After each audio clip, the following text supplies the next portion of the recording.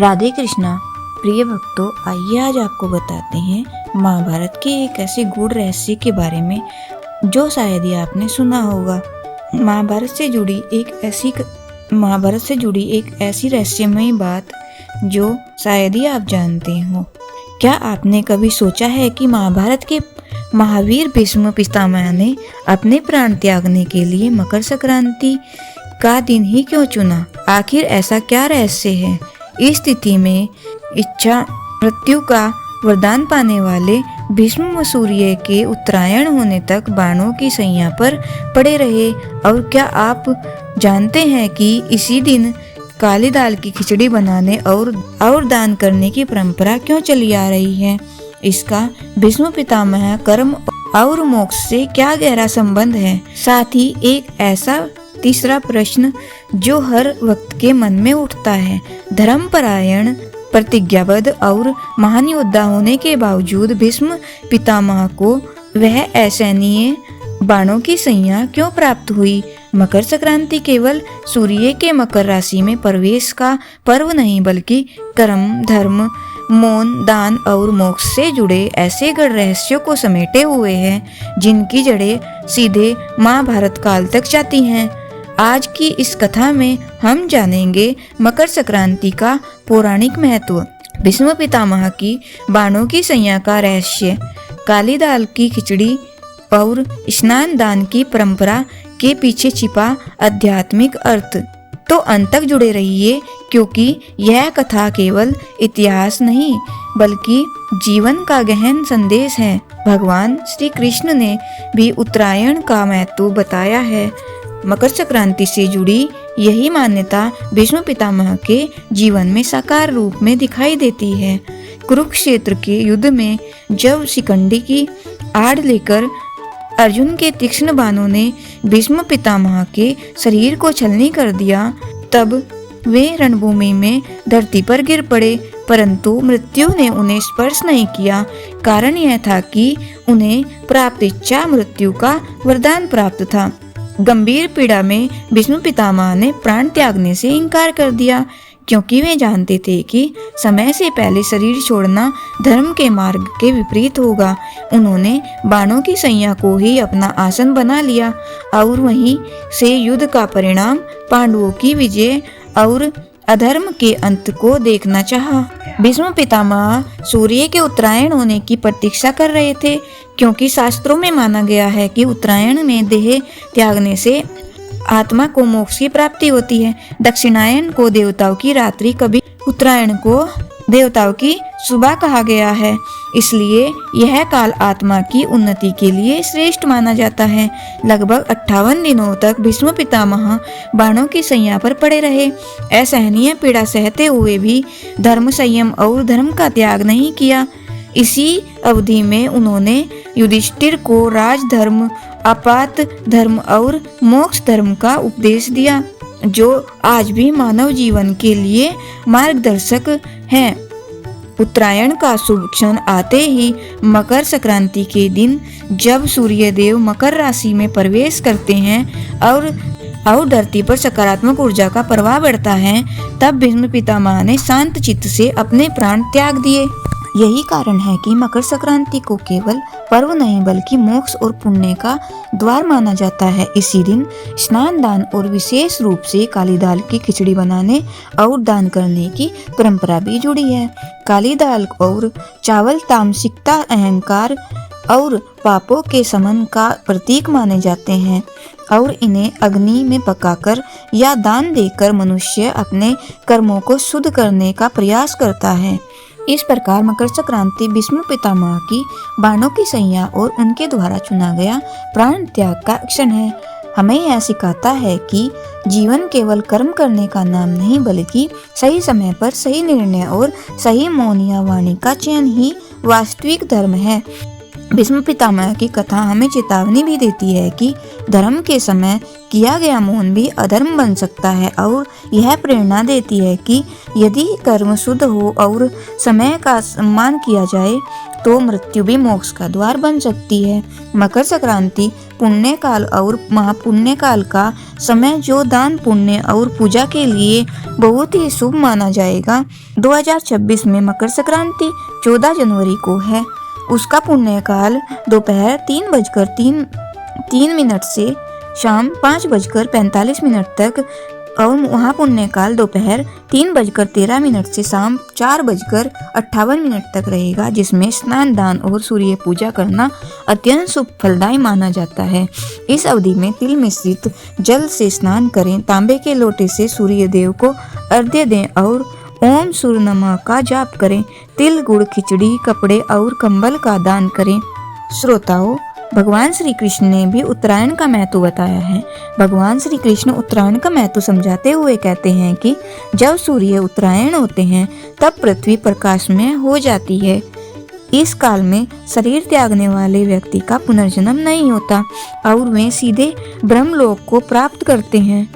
इसी कारण भीष्म पितामह ने प्राण त्यागने के लिए सूर्य के उत्तरायण होने का इंतजार किया। इस दिन काली दाल की खिचड़ी क्यों बनाते हैं, कब हुई थी इसकी शुरुआत और क्या है इसका रहस्य, आइए जानते हैं। इस साल मकर संक्रांति का त्योहार 14 जनवरी को मनाया जाएगा। इस पर्व के दिन काली दाल की खिचड़ी बनाना बहुत शुभ माना जाता है। आइए जानते हैं इस दिन की मान्यताएं, उड़द दाल की खिचड़ी और अन्य रहस्यों के बारे में।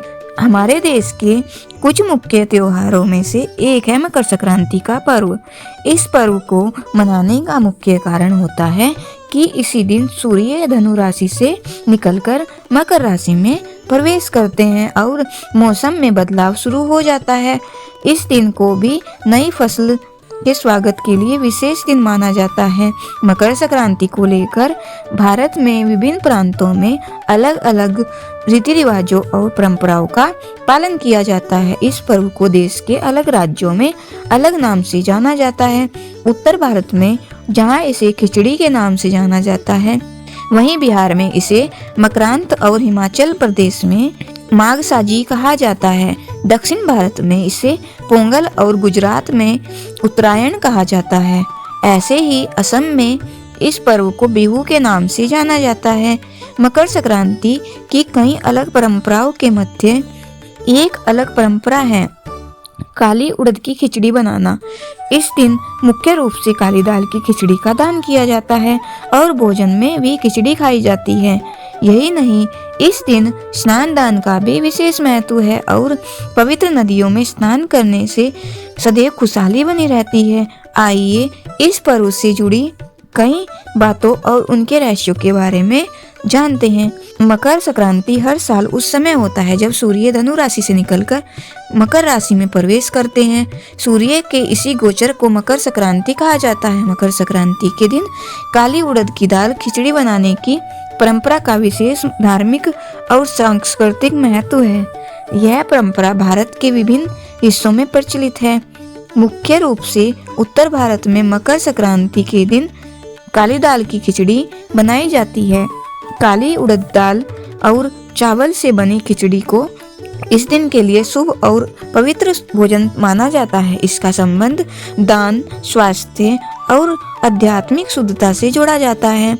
ज्योतिष की माने तो खिचड़ी में इस्तेमाल होने वाले चावल का संबंध चंद्रमा से है और काली उड़द दाल का संबंध शनि और राहु से होता है। ऐसे में यदि आप खिचड़ी बनाते समय उसमें हल्दी का इस्तेमाल करें तो इसका संबंध बृहस्पति ग्रह से होता है। यदि आप मकर संक्रांति के दिन काली उड़द की दाल की खिचड़ी बनाते हैं तो इससे आपके चंद्रमा, शनि और बृहस्पति को मजबूत करने में मदद मिलती है। यही नहीं, इस दिन काली उड़द की दाल और चावल का दान करके शनि दोष को भी कम किया जा सकता है। मकर संक्रांति पर क्यों किया जाता है नदियों में स्नान? मकर संक्रांति के दिन नदियों में स्नान करने की परंपरा का धार्मिक और आध्यात्मिक महत्व है। यह दिन सूर्य के मकर राशि में प्रवेश और उत्तरायण होने का प्रतीक होता है। इसी वजह से इसे पवित्र नदी में स्नान करने के लिए बहुत शुभ माना जाता है। मान्यता है कि मकर संक्रांति पर नदियों में स्नान करने से समस्त पापों का नाश होता है और आत्मा, शरीर की शुद्धि होती है। यही नहीं, पवित्र नदियों में स्नान से व्यक्ति को मोक्ष की प्राप्ति हो सकती है। पौराणिक कथाओं की माने तो इस दिन गंगा जैसी पवित्र नदियों में देवी देवताओं का वास होता है, जिससे इन नदियों में स्नान करना अत्यधिक पुण्यदायी माना जाता है। यही नहीं, एक कथा के अनुसार भगवान विष्णु ने मकर संक्रांति के दिन असुरों का वध करके उनका सिर नदी में प्रवाहित किया था। उसी समय से नदी में स्नान करने को पापों से मुक्ति का मार्ग समझा जाता है। मकर संक्रांति का इतिहास क्या है? मकर संक्रांति का पर्व पूरे देश में अलग अलग तरीके से मनाया जाता है। पौराणिक मान्यताओं के अनुसार मकर संक्रांति के दिन ही गंगा नदी का अवतरण पृथ्वी पर हुआ था और भगीरथ इसे धरती पर लाए थे। इसी वजह से मकर संक्रांति के दिन गंगा स्नान करना शुभ माना जाता है। ज्योतिष के अनुसार मकर संक्रांति को पिता सूर्य और पुत्र शनि की मुलाकात के रूप में भी मनाया जाता है। मकर संक्रांति के दिन गुरु की राशि धनु में विचरण करने वाले सूर्य ग्रह देव जब मकर राशि में प्रवेश करते हैं, जिसे शनि देव की राशि भी कहा जाता है, तो ऐसा माना जाता है कि सूर्य देव स्वयं ही पुत्र शनि देव से मिलने जाते हैं। यह पर्व धर्म, ज्योतिष और प्रकृति के सामंजस्य का प्रतीक है, जो पवित्र स्नान, दान और नई ऊर्जा के साथ जीवन में इसका संचार करता है। श्रोताओं, आखिर मकर संक्रांति की कहानी क्या है? मकर संक्रांति की पौराणिक कथा की बात करें तो इसके लिए एक कथा प्रचलित है कि इसी दिन गंगा जी भगीरथ के साथ चलकर कपिल मुनि के आश्रम से होती हुई गंगा सागर में जा मिली थी। तभी से कहा जाता है कि गंगा जी को धरती पर लाने वाले भगीरथ ने अपने पूर्वजों का इस दिन तर्पण किया था। भगीरथ का तर्पण स्वीकार करने के बाद मकर संक्रांति के दिन गंगा नदी समुद्र से जाकर मिल गई थी। यही वजह है कि मकर संक्रांति पर गंगा सागर में आज भी भव्य मेला का आयोजन होता है। महासागर की एक कथा के अनुसार, महाभारत की एक कथा के अनुसार भीष्म पितामह ने अपने प्राण त्यागने के लिए सूर्य के मकर राशि में प्रवेश करने का इंतजार किया था। जब सूर्य मकर राशि में प्रवेश करते हैं, तब वह उत्तरायण हो जाते हैं और जो व्यक्ति सूर्य की ऐसी स्थिति में शरीर त्यागता है, उसे सीधे देवलोक में स्थान मिलता है और पुनर्जन्म के चक्र से मुक्ति मिल जाती है। क्योंकि भीष्म पितामह को इच्छा मृत्यु का वरदान मिला हुआ था, इसीलिए उन्होंने अपनी देह त्यागने के लिए सूर्य के उत्तरायण में आने का समय चुना था, जिसे मकर संक्रांति कहा जाता है। तभी से यह पर्व मनाया जाता है और इसका महत्व और ज्यादा हो जाता है। एक और पौराणिक कथा में बताया जाता है कि मकर संक्रांति के दिन ही भगवान विष्णु ने असुरों को मारकर नकारात्मकता का अंत किया था। उसी समय से इस दिन को अत्यंत शुभ माना जाता है।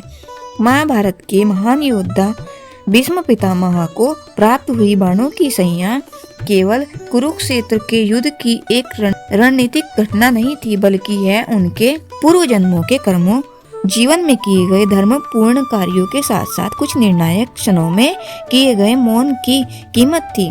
जीवन भर धर्म, सत्य और प्रतिज्ञा के मार्ग पर चलने वाले भीष्म ने एक पूर्व जन्म में करुणा के स्थान पर एक घायल पक्षी करकेंटा को कांटेदार झाड़ियों में फेंक दिया था, जिसकी असहनीय पीड़ा से निकले श्राप ने भविष्य में उन्हें भी इसी प्रकार वेदना सहने का विधान लिख दिया। उसी कर्म का फल कुरुक्षेत्र में अर्जुन के बाणों द्वारा बनी बाणों की सैया के रूप में प्रकट हुआ। इसके साथ ही हस्तिनापुर की राज्यसभा में द्रौपदी के चीरहरण जैसे घोर अधर्म के समय उनका मौन उनका सबसे बड़ा धर्म संकट बन गया। वे जानते थे कि अन्याय हो रहा है, फिर भी राज्य निष्ठा और व्यवस्था के बंधन में बंधकर वे हस्तक्षेप न कर सके और यही मौन उनके पुण्य क्षय का कारण बना। फिर भीष्म पितामह को अपने पिता शांतनु से प्राप्त इच्छा मृत्यु का वरदान उन्हें सामान्य मृत्यु से अलग करता है।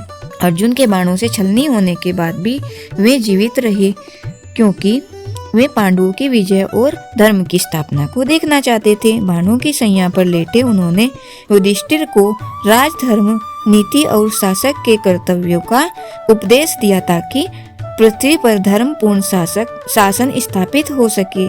अंततः उन्होंने सूर्य के उत्तरायण में प्रवेश करने अर्थात मकर संक्रांति के शुभ काल तक प्राणों को रोके रखा, क्योंकि यह समय मोक्ष के लिए श्रेष्ठ माना जाता है और उत्तरायण के आरंभ होते ही उन्होंने स्वेच्छा से शरीर त्याग दिया। इस प्रकार भीष्म पितामह की बाणों की संज्ञा केवल पीड़ा की कथा नहीं बल्कि कर्म के अटल विधान, धर्म के समय मौन के दुष्परिणाम और मोक्ष के गढ़ रहस्य का शाश्वत संदेश है, जो सिखाता है कि समय आने पर हर कर्म अपना फल अवश्य देता है। मकर संक्रांति का महत्व क्या है? मकर संक्रांति भारतीय संस्कृति में अत्यंत महत्वपूर्ण पर्व है, जो धार्मिक, ज्योतिषीय और सामाजिक दृष्टि से विशेष स्थान रखता है। यह त्योहार सूर्य के मकर राशि में प्रवेश और उत्तरायण होने का प्रतीक माना जाता है, जिसे शुभ और सकारात्मक ऊर्जा का समय माना जाता है। मकर संक्रांति पर गंगा, यमुना और अन्य पवित्र नदियों का स्नान करने से शुभ फल मिलते हैं। वहीं प्रयागराज में संगम में डुबकी लगाना भी बहुत शुभ माना जाता है। मान्यता है कि मकर संक्रांति के दिन स्नान करने से पापों का नाश होता है और मोक्ष की प्राप्ति होती है। वहीं सूर्य का मकर राशि में प्रवेश शुभ समय की शुरुआत का प्रतीक माना जाता है। श्रोताओं, आपको यह जानकारी कैसी लगी? कृपया कमेंट करके जरूर बताएं। वीडियो पसंद आया हो तो लाइक करें और शेयर जरूर करें। कमेंट बॉक्स में जय श्री कृष्णा लिखना ना भूलें और ऐसी ही रहस्यमय जानकारी के लिए चैनल को सब्सक्राइब जरूर करें। हरि ओम। विष्णु भगवान की जय।